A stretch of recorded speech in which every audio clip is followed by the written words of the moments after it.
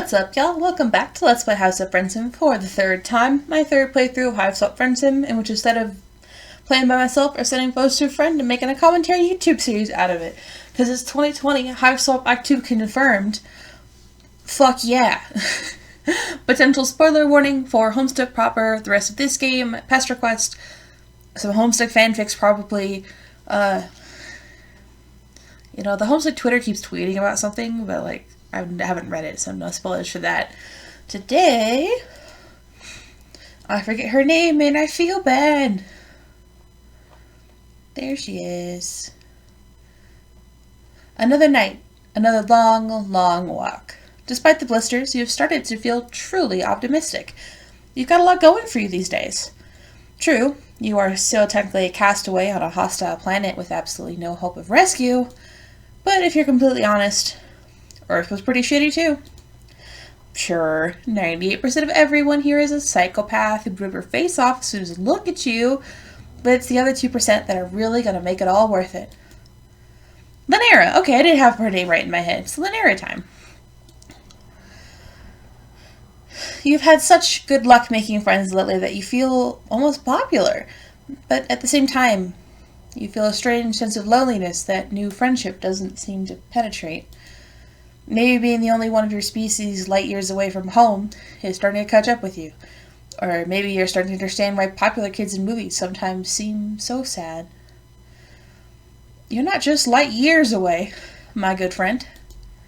A number of trolls now like you, but do any of them truly know you? What you wouldn't give to hang out with someone you have real history with, someone with whom you don't clearly have to do the introductory dance of, yes, I'm clearly an alien, no, I don't know what's going on. Someone with whom you can reminisce about old times. Someone you've hung out with more than once. Right now, you're on the outskirts of town, and the rocky outcrops surrounding you are familiar. You're pretty sure that the entrance to the brooding cavern is around here somewhere. I thought that was in the countryside. I don't know. Your heart beats a little faster. Branya lives close to here, and talk about history! You two know each other deeply from hanging out once and then seeing her again at her 8 ex-matespritz hive. Plus, you have a phone now. You have the power to text first. You got the phone Kanye gave you. Look at you go, reading an alien language and operating alien technology just fine. Does it make sense that you've learned how to read a new alphabet in weeks without anyone teaching you? Not really. But maybe your struggles with Spanish class in high school were just a fluke, and you've been a secret language genius this whole time. No, it's a fucking cue ball man. Fuck the cue ball man. Branya texts you back immediately, giving you directions for how to meet her in the caves. You head down, but before the Jadeblood Hive is in sight, a troll emerges from the shadows. At first, you think it's Branya, but you freeze mid-wave when this new troll steps into the light. Branya doesn't wear glasses, and she has never glared at you like that. I had a voice in my head, and I just forgot all of it.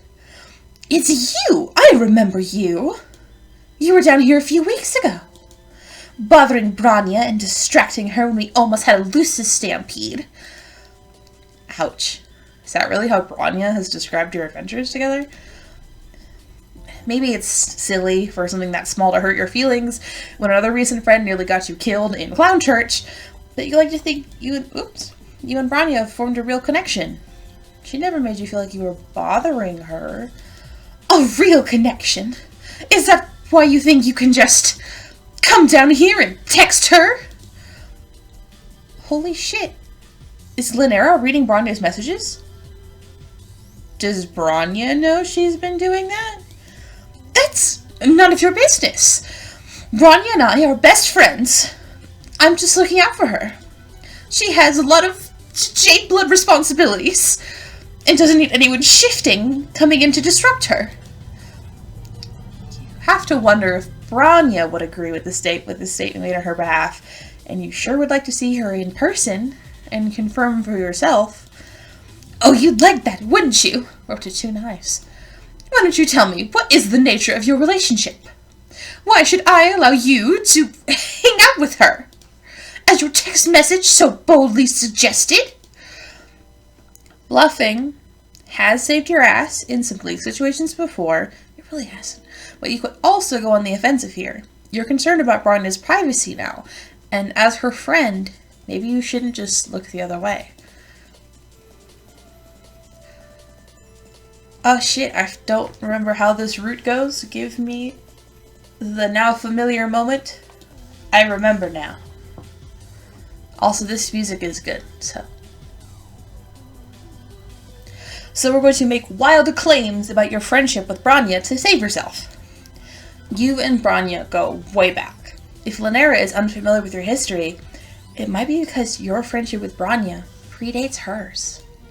And actually, part of why you texted her today, because your close friendship has recently been getting a little red, you could say. Bronya needs someone to step in and fill the hole in her blood pusher left by Elwood, after all. Considering the changing nature of your relationship, Bronya has been even more protective of you than usual lately. Lynera doesn't seem impressed by your S2 cultural knowledge, nor does she look intimidated. Her glasses reflect opaque in the murky cavern light as she takes a step closer. Her claws, you've just noticed, are very sharp. They are. She is a pointy little girl. Pointy lass. She's a pointy lass. She's also like 2 steps away from becoming a rainbow drinker. Look at those teeth. Look at those teeth. Tell me Bronya is not destined to... Not Bronya. Lynera is not destined to be a rainbow drinker. I'm sorry, Lynera. Bronya is very protective of those she pities. You've got that much right. If you're telling the truth, and I don't know that you are, maybe she would want to protect you. If she knew that you were here. Oh, fuck. You fucked up. If Lynera intercepted Bronya's phone, then Bronya has no idea you reached out, and you could be disposed of, with none the wiser. Oh no. Look what you made me do. You had no idea someone in a skirt that long could move so fast. She does just fucking kill you. You do die. So rest in peace, bisexual marshmallow. Also, I think the music is louder than I thought it was. Boop. Boop. There we go. As good as the music is, it's too loud that you can't hear me talk. So instead, we're going to say, what right does Lynera have to creep on Bronya's phone? You puff off with all the self-righteousness you can muster. The nature of your relationship with Bronya is between you and Bronya, and you're not doing anything suspicious by wanting to see your friend. In fact, it seems a lot more suspicious that Lynera is trying to intercept anyone who messages Bronya. What possible reason could she have to justify that? We're up to 3 knives. Well, I never. As I said before, I am Bronya's best friend. I take our relationship, my responsibilities as a friend, very seriously. You press the issue, narrowing your eyes and crossing your arms over your chest. Her responsibilities as a friend, huh? Sounds kind of fishy. Fishy? Are you serious right now? Are you really coming down here making fish puns? Like some kind of sea dweller? That is so suspicious. Who knows what Bronya decided to show you when you tricked her into trusting you? Not that we have anything to hide, but who knows? If you are at all associated with Sweet Ellers, then we have a pretty big problem on our hands, don't we? You've heard of Sea Dwellers by now, but none of your friends have talked about them much. Mostly you've gathered that they dwell in the sea. You don't know why it would be extra bad for you to be one of them, but it's clear you need to backpedal. Before you can try to disown your choice of fish-related phrasing, Lynera advances on you, because we're up to 4 knives. Okay, we're going to take a moment while she's here to look. She's so pointy. She looks like you would go to sit on the couch with her, and, she would reach out to, adjust, a snack bowl or something, and she would jab you in the side with her elbow, and it would cause physical pain. Or not, obviously getting jabbed with an elbow hurts anyways, but, You know, I'm sure you've been elbowed by someone especially pointy.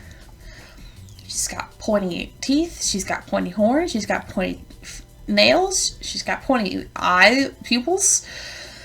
She's just pointy. Obviously, I can't let you talk to Bronya now. You are way too suspicious. I think you and I should have a private conversation instead. At least your life is uneventful when you're unconscious. She does... Wait, that's Tagora. No, is that Tagora? No, I think these are all Bronya, actually. Oh, there's so much blood on the floor. When you come to, you're sitting on a chair with your wrist tied. As your eyes adjust to the darkness, you realize that you're in a smaller cave in the big open caverns that led to the Jade Blood Hive. The light switches on, and you can see that the cave walls are lined with bookshelves, and there's a desk in the corner. There are books and notebooks and bulletin boards with what looks like outlines and study guides pinned to them.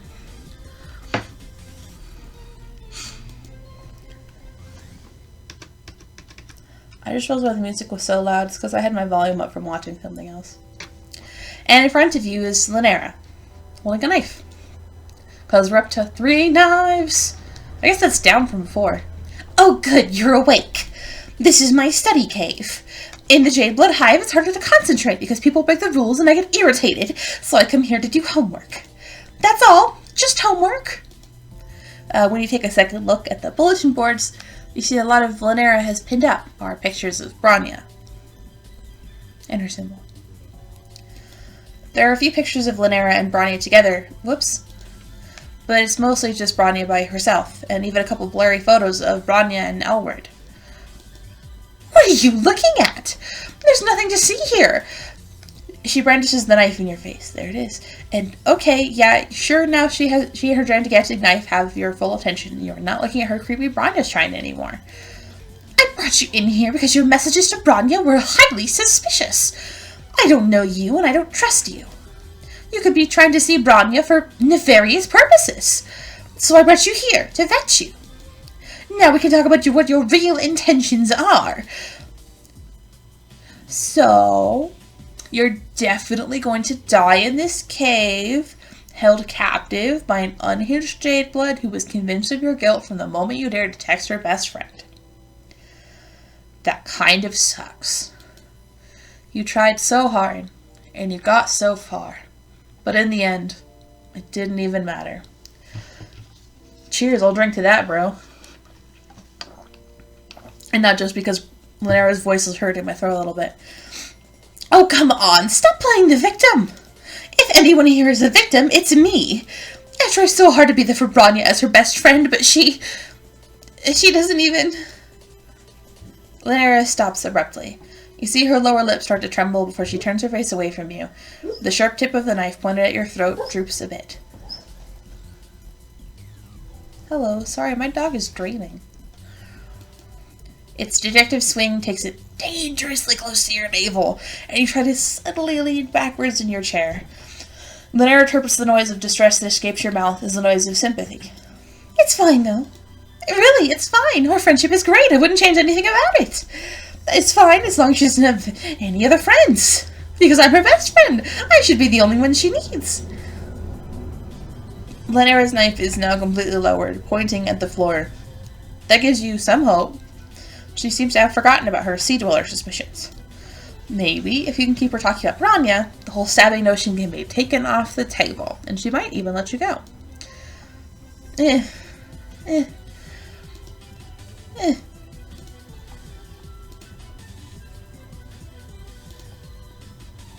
Don't mind me clicking things. I'm not looking at Discord messages. Anyway. There we go. You rack your brain for all the knowledge of alternating relationship dynamics that you've managed to compile during your time on this planet. Best friends. They have a special word for that, right? You tell Lynera that you're sure Bronya doesn't need anyone else. If she and Bronya are moirails, then Lynera must be very special to her. What? I never said we were moirails. That's not even the quadrant I want her in. I mean, never mind that. How dare you make assumptions? Hello, knife point again. Oh shit. All you meant to say was that you thought her relationship with Branya was probably fine. You figured they must be in a quadrant together because you're a clueless alien. You're bad. Thinking about alternate universe. I get why you would think that. Oh, it's probably so obvious that my feelings for her are very red. Lynera hangs her head, and her shoulders shake. Tears roll down her cheeks, dripping onto her crisp shirt collar and the knot of her jade green tie. She's gonna stain her clothes green. I know I don't have a chance. She doesn't think of me that way. I'm her loyal friend and second in command. That's all I will ever be to her, no matter what. And I will try to do a really good job at being her best friend. Because what else can I do? If I'm her best friend, then at least I'm still in her life. At least I mean something to her. Maybe it's the fact that Lynera's knife hasn't come close to any of your major arteries for a hot minute. Or maybe it's the tears. I have lived this scenario, I'm realizing. I've talked about this before, I think, but my best friend of many years, actually, I had a big old crush on. And I was in and out of denial about it up until she stopped talking to me about junior year.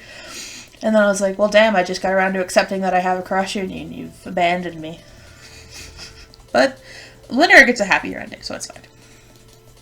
Either way, you feel sympathy encroaching on the monopoly that the abject terror had previously maintained in your brain's economy. You've acted as a verbal sounding board or a sympathetic ear for some of your other troll friends while they dealt with crises of various kinds. Slipping into the role of therapist for someone who's holding you hostage at knife point is a new one for you, but unfortunately it's not that much of a stretch. It seems like young trolls in Alternia have to deal with these heavy life issues by themselves, feeling so alone that they're willing to turn to an alien stranger to help them work things out. Then again, maybe life is that grim and isolating for human teenagers too, and you just never noticed before. Maybe everyone's too mired in their own shit to look up and realize that the movie's fecal matter is waist high for everyone around them too. You clear your throat and speak with as much consoling gentleness as you can muster, while your head is still throbs from Lynera locking you out. It seems like trying to be Branya's best friend isn't making Lynera very happy. Being a teenager is hard. And also, she has a little claw in her hair. Of course it isn't making me happy. I can't keep her from having other friends no matter how hard I try. And she's amazing, so of course everyone wants to be her friend. Including you, apparently. You barely even had a chance to miss that knife before it's waving around again. Yikes. Your friendship with Branya is nothing like her relationship with Lynera. You don't count as any kind of competition. Branya is one of many friends to you, and while you cherish her and support her endeavors, you appreciate the joy and fulfillment that can come from having many different friends instead of depending on one single person to meet all of your emotional needs. That sounds fake. Why would I ever want any friends besides Branya?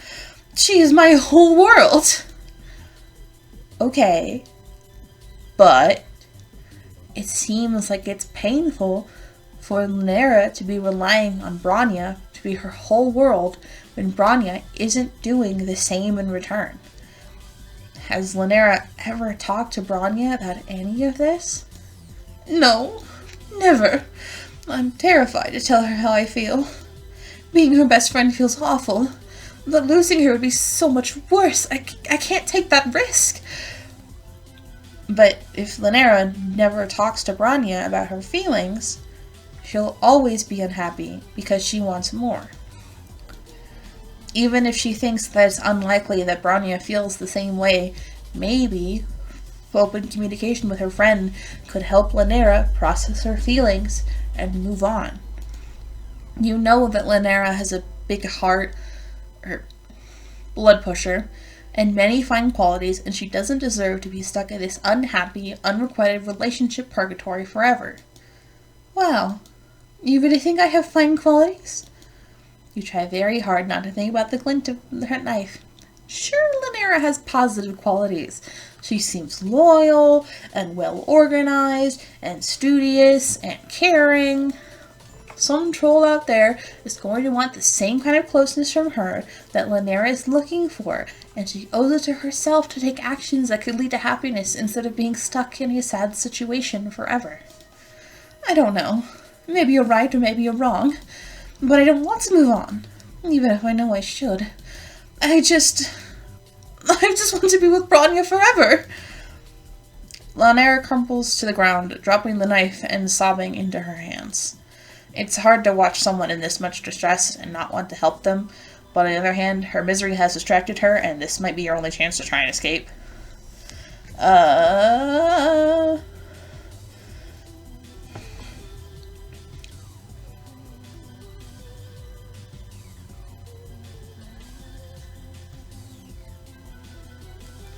Okay, sorry. We're going to attempt escape. You look around to see if there's anything within reach that you could use to free your bound hands. On the desk a few feet away, you spot a spiral-bound notebook with a nasty-looking edge on its binding. You scoot your chair over, doing your best not to make any noise, but Lynera is too busy wailing to notice regardless. You get hold of the notebook and saw through the rope on your wrists. It was so hard to watch her and Elmore together. Elmore doesn't deserve her. She was so mean. I know she's a cerulean, but I swear if she shows her face in the caverns again, I will go straight for her primary sport artery. It's a good reminder that Lynera is dangerous. You saw faster, and success! Your hands are now untied. Man.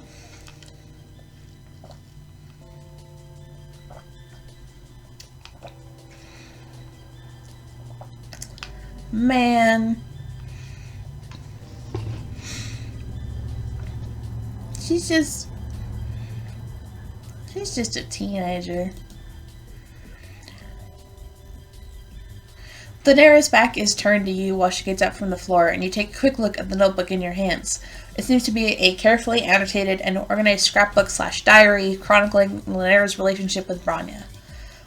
On the one hand, it's a bit creepy in the context of how you're still held hostage by the person who made this, but on the other hand, it does pull at your heartstrings.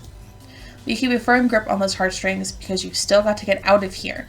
When Lynera turns back to face you, you leap from your chair, brandishing the scrapbook in front of you like a shield.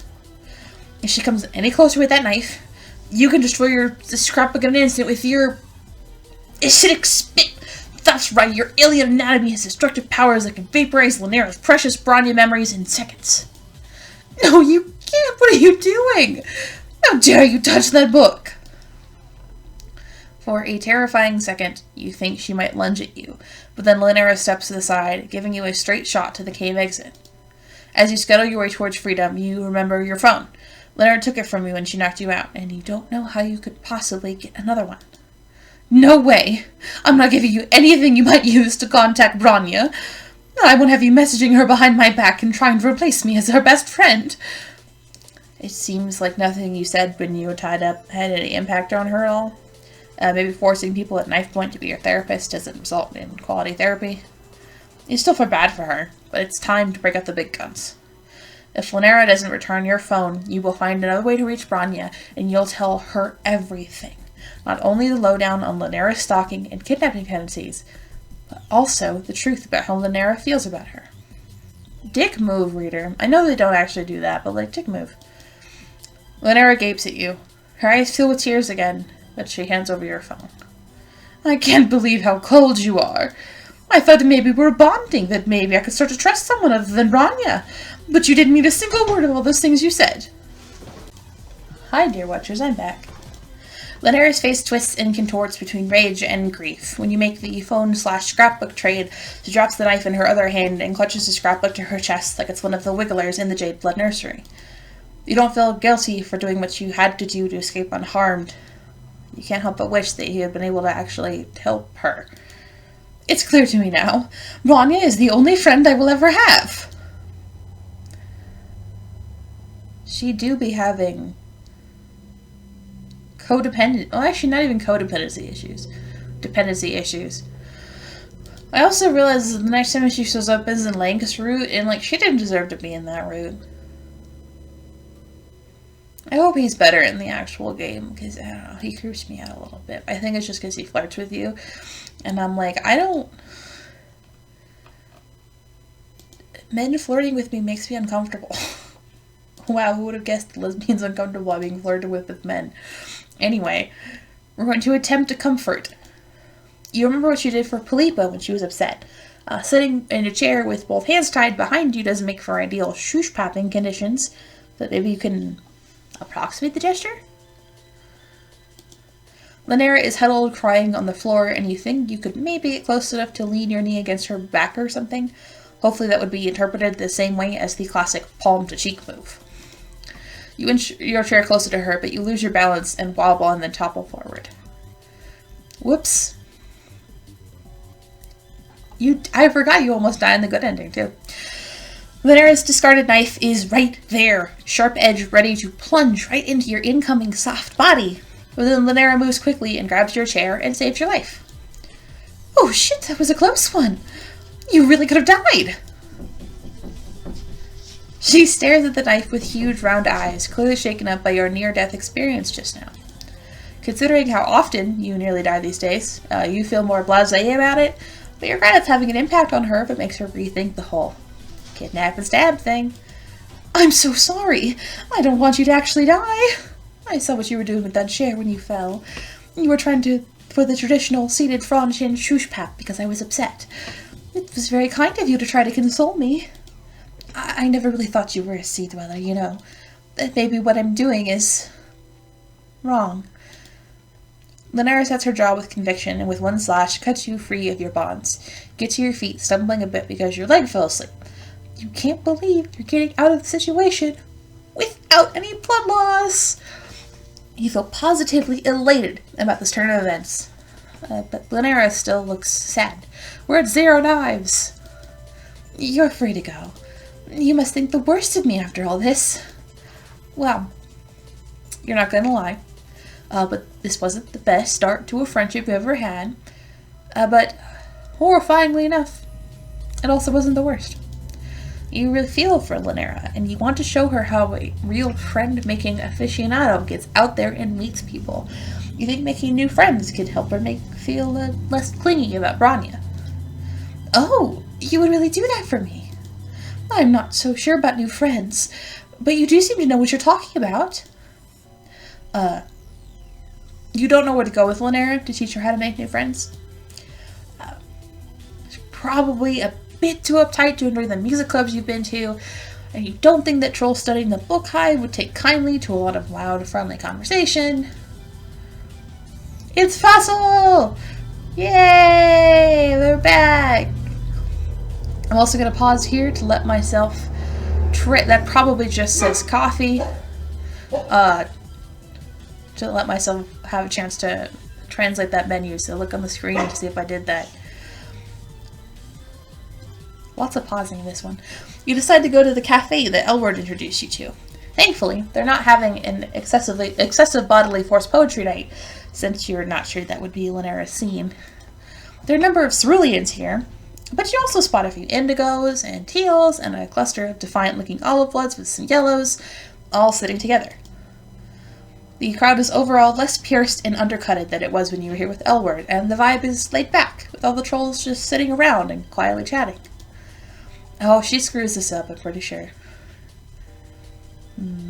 You order the drinks, already taking for granted your newly acquired skill in reading troll language. Lynera is fidgeting when you sit down with her. This may come as a shock to you, but I don't get out of the caverns very much.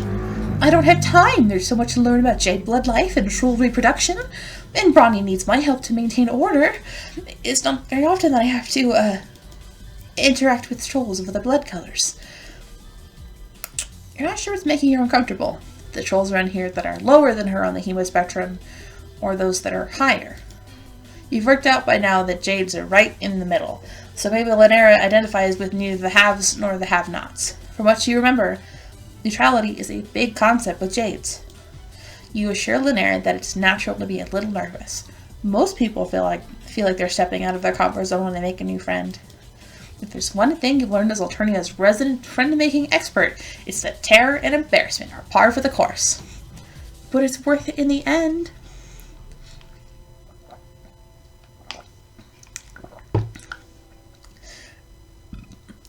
I just took a big gulp. I'm not nervous or embarrassed. I don't know. Everyone seems disorganized and suspicious and untrustworthy and unknown. You have to bite your lip to keep from laughing. It's not even funny. It's just that Lynera is hissing all her words and leaning it towards you and glaring at the rest of the room, and the overall effect is weirdly endearing. Like someone put a 1950s school uniform on a feral cat. Before you can try again to reassure her, a new troll ambles up to your table. She looks friendly. That's a friendly amble. She's wearing glasses and carrying a book bag and has a teal symbol on her chest. So she might be a nerd like Lynera. This could be a good new friend match. Is it Journo? It's not. It's new friend. I forgot about new friend. I don't have a voice for new friend. Hi guys. I think I've seen you around before. Do you also study at the book hive? You open your mouth to invite this new friend to sit down, but before you can respond, Lynera interjects. That's not any of your business, is it? Why do you even want to know? Obviously, anyone who goes to the book hive to study goes there for peace and quiet. So why would you think you could bother us just because you recognize us from there? Okay, jeez. My bad, never mind. See you around never. And just like that, the golden opportunity for friendship has gone up above the smoke. What was Lynera thinking, being so rude? Doesn't she want to learn how to make friends? I changed my mind, okay? There's no way I can be friends with any of the people here. I don't know them. I'm not like I know you. You're surprised that Lynera feels so positive about you when she was ready to stab you an hour ago.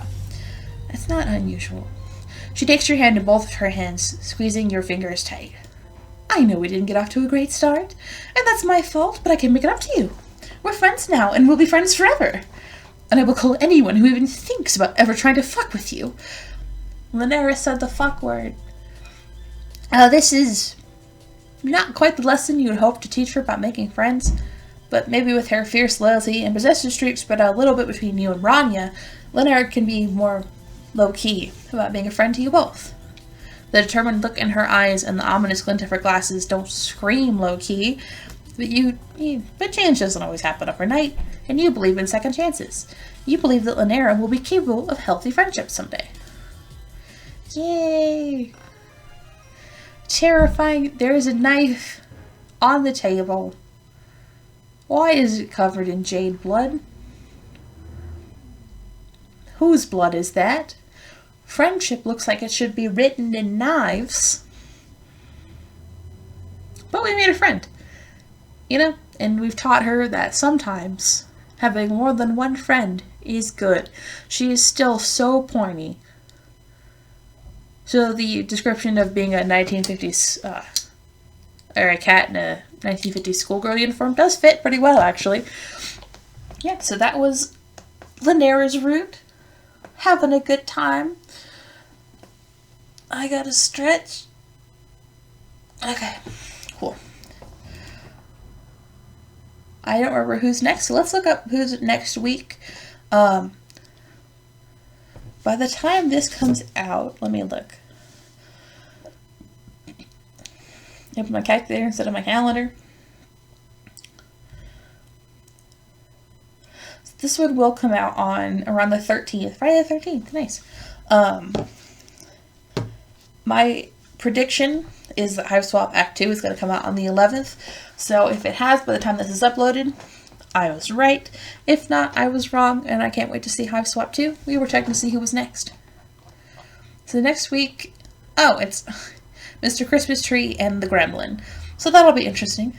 And then it's, so we got 1, 2, 3, 4, 5, 6, 7 weeks. Technically 8. I'm not sure how I'm going to do the epilogue, actually. I might.